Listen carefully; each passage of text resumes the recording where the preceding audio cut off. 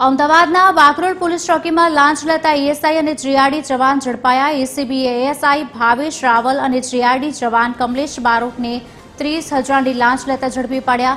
Cosmetic વસ્તુઓના ઉત્પાદનની factory ચલાવતા વેપારી પાસે લાંચ માંગી। આરોપી એએસઆઈ ભાવેશ રાવલ અને 2 જીઆરડી જવાન ફરિયાદીને ત્યાં દરોડા પાડ્યા હતા। એક્સપાયર થયેલો માલ કેમ વેચો છો કહી કેસ કરવાની ધમકી આપી। કેસ ન કરવા પેટે 2 લાખની લાંચ માંગી, જેની અંતે 30,000માં ગોઠવણ થઈ। એસીબીએ એએસઆઈ ભાવેશ રાવલ, જીઆરડી જવાન કમલેશ બારોટને ઝડપી પાડ્યા।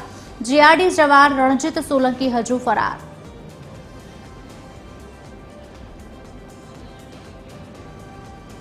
આજ અંગે વિગત આપશે સંવાદદાતા ભાવેશ રાજપૂત ફોનલાઈન પર જોડાયા છે। ભાવેશ, શું વધુ અપડેટ્સ મળી રહ્યા છે?